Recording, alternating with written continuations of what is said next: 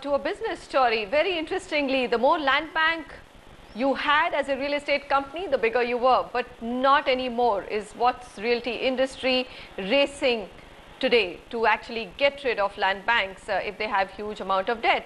Each company has become far more prudent with its expansion plans, and biggies who accumulated huge debt in their books are now selling land parcels to bring that down as well. Ruchira Sharma gets us the details in this story.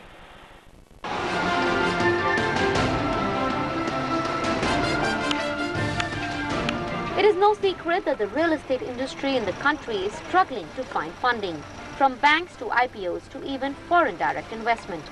Funding is getting tougher by the day. According to a Knight Frank report, between March 2010 and December 2011, FDI in real estate has declined by a drastic 92%. Tough times call for tough measures, and big realty players have little choice but to resort to reduction of land banks.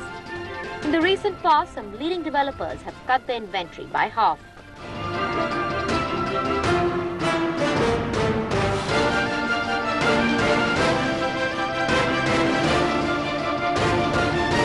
The good news is that real estate experts and market analysts endorse this move wholeheartedly. Most of these developers have segregated their land banks and other real estate assets into core and non-core.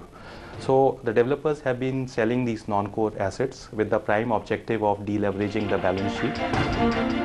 According to the developers also, the move is welcome, as holding an inventory comes at a cost, as it involves debt servicing and debt equity, hence results in delays in project execution and delivery.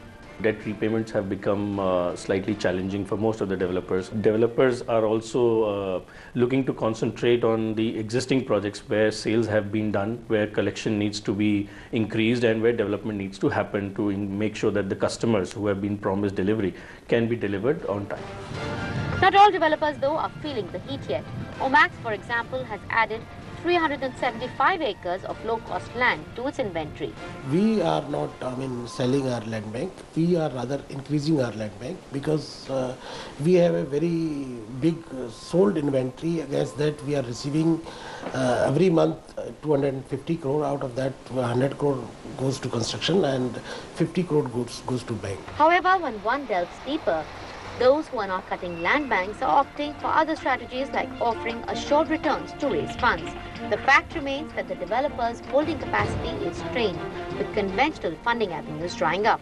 Experts predict that land bank reduction may not directly impact the pace of new launches. Very difficult to establish a correlation between the frequency of new launches and the land banks, because many of these land banks, as I said, are non-strategic in nature. Probably can be used by developers to accelerate the new launches. Mounting debts and shrinking land bank reserves. That is the latest trend in the realty market. But when it comes to liquidation of land banks, there is more than meets the eye. Besides the obvious benefit to developers by showing healthier balance sheets and bringing in more cash inflow, this move might also impact the consumer in a positive way by bringing in more supply into the market and eventually enabling a correction in property prices.